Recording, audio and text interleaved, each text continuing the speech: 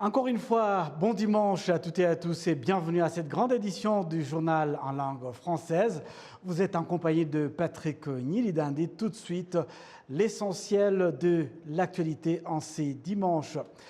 L'actualité nationale reste bien entendu marquée par les différentes maladies tropicales qui affectent le continent africain. Le Rwanda a comme objectif d'avoir éradiqué d'ici à 2030 8 des maladies tropicales négligées, dont la plupart sont dues au manque d'hygiène. L'Organisation internationale de la santé, OMS, indique en effet qu'on compte au Rwanda 20 maladies tropicales négligées, suivant les explications avec Kassim Issouf. La plupart des 8 maladies tropicales négligées auxquelles le Rwanda est confronté sont dues au manque d'hygiène et d'autres sont provoquées par des blessures de serpents et de chiens. Dans les parties nord et ouest du pays, notamment dans la zone de chaîne des volcans, on y trouve surtout l'éléphantiasis. Ailleurs dans le pays, les maladies les plus observées sont notamment les vers intestinaux qui sont à hauteur de 41%. Ceux qui en souffrent disent qu'elles les ont beaucoup affectés. Le centre biomédical du Rwanda RBC indique que parmi ces maladies tropicales négligées, celles qui préoccupent beaucoup la population sont les vers intestinaux et ceux qui pénètrent le corps par l'épiderme, l'éléphantiasis, la gale, le pus, le ver solitaire ou ténia et les blessures des animaux tels que les chiens et les serpents.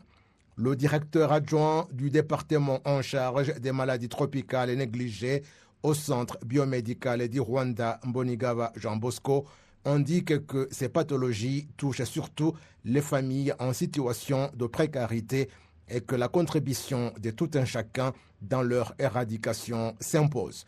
Mbonigaba d'ajouter que le Rwanda a déjà reçu de la part de l'Organisation mondiale de la santé un document attestant que certaines de ces maladies ont été définitivement éradiquées. L'enquête du centre biomédical du Rwanda RBC révèle que 41% des Rwandais souffrent des vers intestinaux, dont 48% sont des adultes. Chaque année, environ 3000 personnes sont contaminées au ver solitaire ou ténia qui cause aussi l'épilepsie. Les statistiques de 2019 ont révélé qu'une population de 5000 personnes souffrait de la gale, qu'environ 6400 personnes souffraient de l'éléphantiasis et que chaque année, des chiens présumés malades de la rage mordent 1000 personnes et 1500 sont piqués par des serpents. Ce 30 janvier 2023, le Rwanda va pour la 3e fois se joindre au reste du monde pour célébrer la journée internationale consacrée à la lutte contre les maladies tropicales négligées sous le thème « Tous ensemble, agissons contre les problèmes qui entravent l'hygiène et l'assainissement dans la lutte contre les maladies tropicales négligées telles que la malaria ».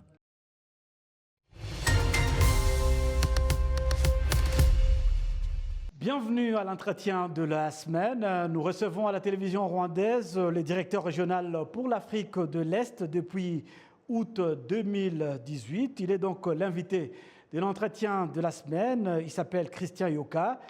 Il dispose d'une longue expérience de terrain sur le continent africain. Avant d'être désigné à la tête de cette direction régionale, comptant une dizaine de pays, il fut directeur régional pour le Cameroun, la République centrafricaine et la Guinée équatoriale entre 2016 et 2018, et auparavant directeur régional pour l'Éthiopie, le Soudan, le Sud-Soudan, l'Érythrée et la Somalie. De 2013 à 2016, il fut également directeur de l'agence AFD en République démocratique du Congo de 2009 à 2013. Juriste de formation, Christian Yoka est diplômé d'un DS, droit et fiscalité à l'université Panthéon-Sorbonne et d'un master en droit bancaire et financier de l'université de Boston. Nous allons ensemble revenir sur la publication par l'AFD de la 4e revue portant sur l'économie africaine. L'Agence française de développement AFD a publié donc le 19 janvier dernier la 4e édition de son ouvrage de référence, L'économie africaine 2023 aux éditions La Découverte. fruit d'une collaboration étroite entre les chercheurs de l'AFD et universitaires spécialistes des États africains. Ces documents de la collection Repères proposent un tour d'horizon des grands enjeux économiques et sociaux du continent sur l'année 2022. Bienvenue donc à vous, Christian Yoka. Bonjour, ravi d'être des vôtres. Alors, l'Afrique a connu de taux de croissance intéressants pendant plusieurs années. Comment peut-on expliquer que le continent s'en sort plutôt bien après cette terrible pandémie de Covid-19 qui a particulièrement terrassé plusieurs grandes économies du monde? Merci beaucoup pour votre invitation. Je suis ravi d'être des vôtres. Vous avez raison de le rappeler. Pendant plusieurs années, l'Afrique a connu un taux de croissance extrêmement dynamique, 5% en moyenne. C'était la région du monde d'ailleurs qui croissait de la manière la plus forte. La pandémie Covid est venue mettre un coup d'arrêt à cette dynamique. Néanmoins, comparé aux autres régions du monde, l'Afrique avait fait preuve de plus de résilience avec une croissance qui était finalement négative, mais limitée à peu près à 1,7%. Aujourd'hui, le continent repart de manière beaucoup plus dynamique, beaucoup plus forte, essentiellement pour trois raisons. D'abord, l'effet rattrapage technique. Il s'agit d'un rebond technique par rapport à la récession de 2020. Mais par ailleurs, cette croissance forte s'explique aussi en raison de l'orientation forte à la hausse des cours de matières premières, donc pétrole, mais aussi métaux précieux. Et enfin, les économies diversifiées d'Afrique ont pu bénéficier de la reprise de la demande internationale. Oui, vous le savez très bien, l'Afrique connaît bien des disparités entre des économies plus fortes, moyennes et faibles. Que doit faire justement le continent pour consolider la croissance en tenant compte des faiblesses et des forces de certaines régions? Alors, évidemment, il ne s'agit pas de parler d'économies plus fortes, faibles ou moyennes. En réalité, on se rend compte que les structures économiques sont très différentes entre des économies qui sont diversifiées, d'autres qui sont plus fortement dépendantes des matières premières et d'autres, enfin, qui dépendent essentiellement de activités du type tourisme. Et ce dont on s'aperçoit, c'est que les économies les plus diversifiées avaient non seulement le mieux résisté à la crise, mais ce sont aussi celles qui affichent la reprise la plus forte, plus 4,4% en 2021 et sans doute 5,1% dès 2023. Et là, dans cette catégorie de pays, vous avez des pays comme le Sénégal, le Niger, le Rwanda, la Côte d'Ivoire, le Bénin ou le Togo. Par ailleurs, vous avez donc des pays qui dépendent fortement des industries extractives, ces économies-là sont beaucoup plus dépendantes et beaucoup plus vulnérables aux fluctuations internationales. Et donc, ce qu'il est important d'envisager pour les pays, c'est de diversifier leur base productive, mais également travailler à l'amélioration de la mobilisation des recettes fiscales. Oui. À part le Covid-19, l'Afrique, comme le reste du monde, a été fortement touchée par les conséquences de la guerre entre la Russie et l'Ukraine, avec notamment la flambée des prix des produits alimentaires, notamment les céréales, dont le continent importe près de 40%. Comment, au niveau justement de l'AFD, vous essayez de soutenir les pays africains en difficulté dans leur chaîne d'approvisionnement alimentaire?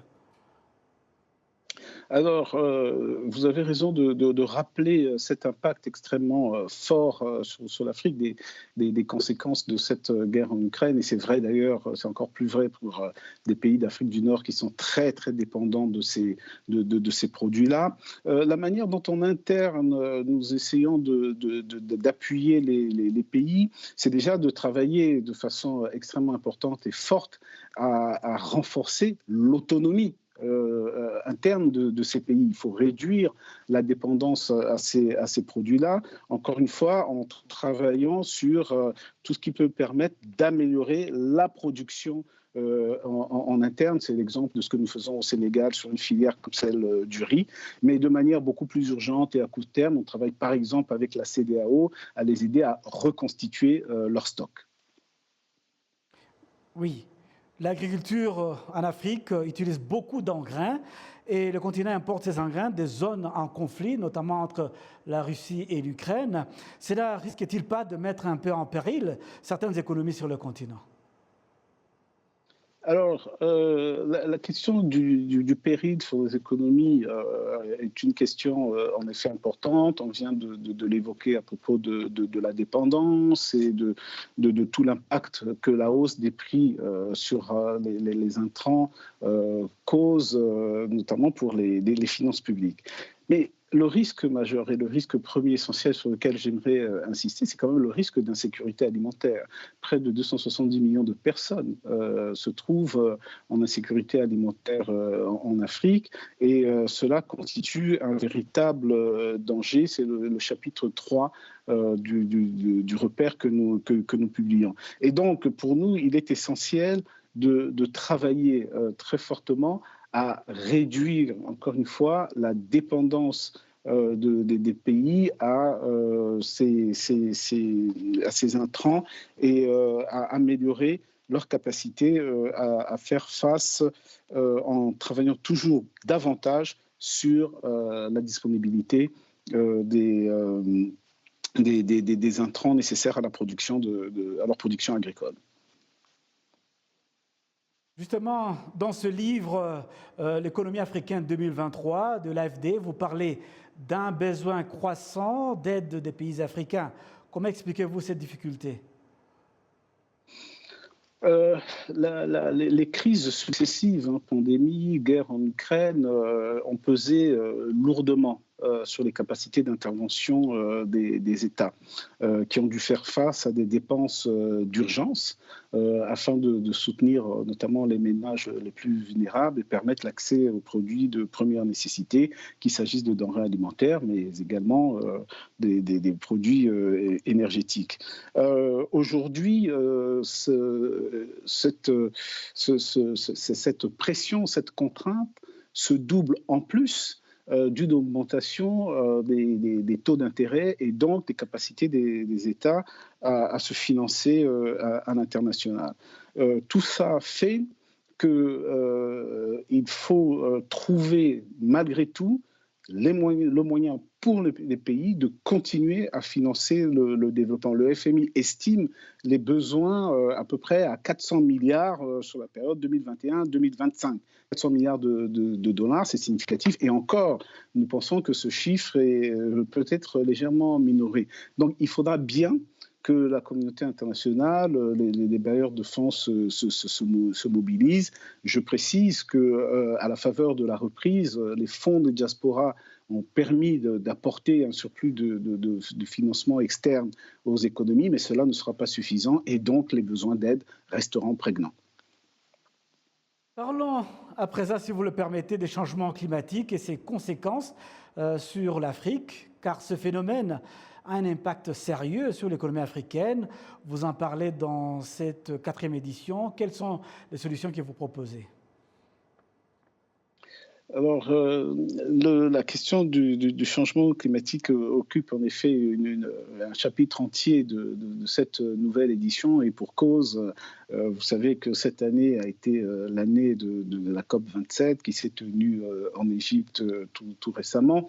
Il faut toujours rappeler que l'Afrique contribue seulement, on a envie de dire, à hauteur de 7% des émissions de gaz à effet de serre à l'échelle mondiale. Et pourtant, le continent paye un lourd tribut à ce changement climatique en raison d'épisodes de plus en plus extrêmes, de sécheresse, d'inondations et d'impacts assez forts sur les productions agricoles, sans parler des risques d'érosion côtière que rencontrent un certain nombre de villes du continent.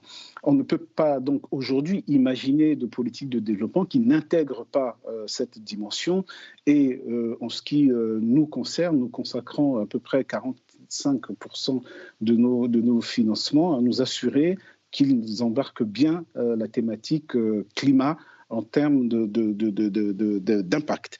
Et nous préconisons, et dans le dialogue que nous avons avec les autorités nationales, nous préconisons des politiques publiques qui prennent en compte cette dimension afin de pouvoir nous assurer que les risques liés aux catastrophes qui découlent de ce changement climatique sont bien traités, bien anticipés dans les différents secteurs d'activité, plus singulièrement tout ce qui concerne l'agriculture et la sécurité alimentaire.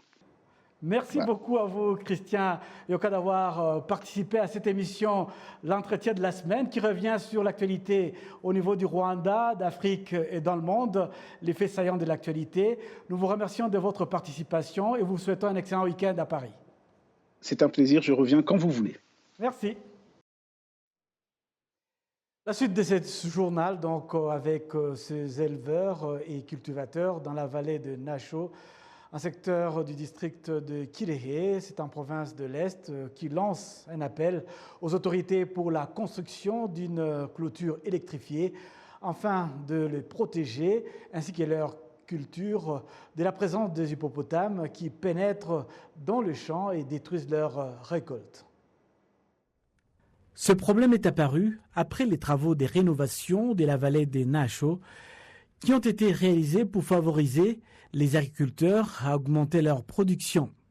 Les paysans indiquent avoir constaté qu'au moins 15 hippopotames ont pris l'habitude de pénétrer dans leurs champs et détruire leurs cultures, en particulier dans les environs immédiats de champs proches de la vallée et du lac. Ils ont indiqué à Arabié avoir essayé de se défendre sans succès. Ces animaux ont détruit 20 sur 50 mètres de ma ferme. Il devrait y avoir au moins une clôture électrifiée. C'est vrai que nous sommes indemnisés, mais souvent cela n'équivaut pas aux pertes subies. Et le processus est long. Nous avons construit des petites maisons et nous passons la nuit dessus.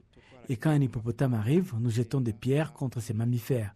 Mais c'est risqué, car l'année dernière, 2 personnes ont été tuées par ces bêtes.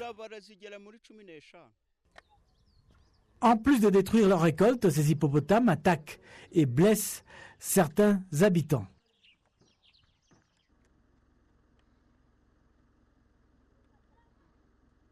J'ai cultivé à cet endroit au niveau du pivot 13, dans la vallée. Les hippopotames détruisent nos récoltes. Nous ne dormons presque jamais, car ces énormes mammifères arrivent vers 17 heures. Nous subissons des pertes car nous utilisons des engrais, DAP, IRE. Les hippopotames atteignent même l'autre côté de la route. Nous souhaitons que ces bêtes soient abattues ou qu'une clôture électrifiée soit construite pour les stopper. On les a comptés, ils sont une quinzaine et ils nous attaquent chaque jour et nous sommes prêts à choisir d'être tués par ces animaux au lieu de mourir de faim. La nuit, nous utilisons des torches et leur crions dessus pour les effrayer. Des fois, nous avons de la chance, ils bougent et quittent nos champs. Il y a près de 2000 cultivateurs qui travaillent dans la vallée des Nyasho. Même si toutes les exploitations ne sont pas concernées par les attaques des hippopotames, le président de la coopérative des agriculteurs, rassemblé au sein des Naïko, indique que les attaques de ces bêtes risquent de porter un coup dur au bon niveau des productions qu'ils avaient atteint au niveau de cette vallée. L'inquiétude est là et nous avons informé les autorités locales, mais nous attendons toujours leur réaction. Le gouvernement investit pour la rénovation de cette vallée. Donc, il estime qu'elle est importante. Donc, nous sommes confiants que ce problème sera résolu. Les hippopotames détruisent en utilisant à la fois leur gueule, mais aussi leurs membres.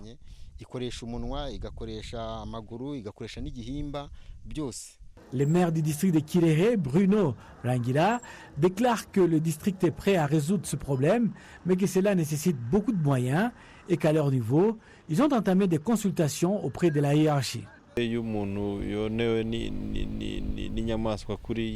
Généralement, quand quelqu'un rencontre de telles difficultés à cause des animaux, il est indemnisé. En ce qui concerne la construction d'une clôture électrifiée, ce n'est pas un projet immédiat, car cela demande un gros budget et cela n'est pas prévu pour l'instant. Selon le protagoniste de cette affaire, la clôture de la vallée de Nasho demeure à ce jour le seul moyen d'empêcher ces hippopotames de détruire les biens des habitants ou même porter atteinte à leur intégrité physique.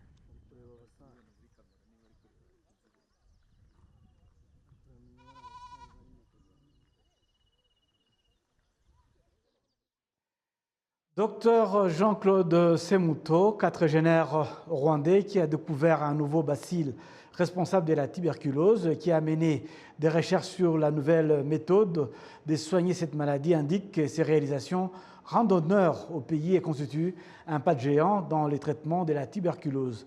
Kassim Youssouf pour plus de détails. Selon le docteur Jean-Claude Semuto, la tuberculose est l'une des maladies contagieuses dont souffrent souvent les populations des pays pauvres suite à leur manière de vivre. Après avoir effectué des recherches approfondies, le docteur Semuto a isolé le 8e bacille responsable de la tuberculose, connu sous l'appellation Lineage 8, découvert pour la première fois au monde. Nous avons pour la première fois isolé un bacille responsable de tuberculose particulier et nouveau, c'est-à-dire que de tout ce qui avait été examiné au monde, il n'y a aucun qui lui est proche ou qui lui ressemble. Et sa particularité est qu'il s'agit d'un bacille qui a précédé tous les autres dans la phylogénie. Si l'on considère la génétique et suite à l'analyse, l'on remarque que c'est lui qui a précédé tous les autres au monde et cela nous donne la vision de savoir comment ce bacille est-il parvenu à vivre en symbiose avec l'homme. Le docteur Semuto indique qu'en plus des recherches sur le bacille responsable de la tuberculose, il a effectué une autre qui a révélé la différence dans la manière de faire le dépistage de la tuberculose au monde depuis 2010.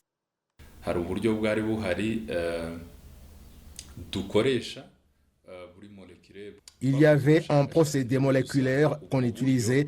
Nous avons effectué des recherches et nous avons trouvé que certes, cette méthode est efficace et permet de trouver les patients qui sont traités, mais nous avons constaté qu'il y a parfois des erreurs dans cette méthode. Nous avons montré que cette méthode révèle parfois que le patient souffre de la tuberculose résistant aux médicaments de base, nécessitant d'autres encore plus forts. Nous avons donc montré pour la première fois que cette méthode peut entraîner des erreurs pour certaines personnes et les obliger à passer aux médicaments supérieurs alors qu'elles pouvaient être traitées avec les médicaments de base. Les médicaments supérieurs peuvent avoir certains effets indésirables chez le patient et sont très chers, où le traitement pour un seul patient est évalué à environ 15 millions de francs rwandais.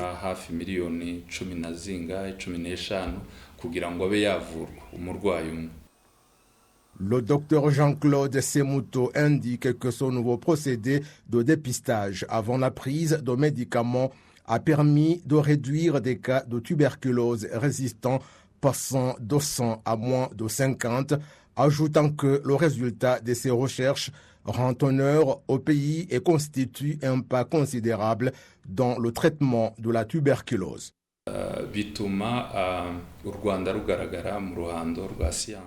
Ces recherches ont permis la visibilité du Rwanda dans le domaine de la recherche scientifique, ce qui rend la tâche facile à d'autres chercheurs qui sont au Rwanda pour poursuivre leurs recherches et aux jeunes à adopter la voie de la recherche dans divers domaines scientifiques. C'est un grand honneur pour le pays car cela prouve au monde qu'il y a au Rwanda des gens qui travaillent et créent des innovations au monde. Cela a constitué le socle pour la fabrication du vaccin et des nouveaux médicaments. Les recherches du docteur Jean-Claude Semuto ont été publiées en 2020 dans des journaux spécialisés dans le domaine de la santé tels que Nature et Lancet. La direction du département en charge du traitement de la tuberculose au Centre biomédical du Rwanda RBC indique que la tuberculose est pénible pour la personne qui en souffre et que la population doit s'intéresser à ces signes avant-coureurs. La fièvre, into de plus de 2 semaines, la transpiration et la perte de l'appétit. Celui qui voit ces signes doit se rendre d'urgence à l'hôpital pour le dépistage. Si le test est effectué plus tôt, la guérison est rapide, mais sinon, on peut guérir ou non. Les statistiques du Centre biomédical du Rwanda à Wabisi révèlent qu'on enregistre chaque année au Rwanda environ 6000 personnes souffrant de la tuberculose, dont 400 perdent la vie. C'est donc avec cet élément que nous allons boucler complètement cette grande édition du journal en langue française. Au nom de toute l'équipe qui m'a accompagné tout au long de ce journal, je vous souhaite de passer un excellent dimanche à notre compagnie.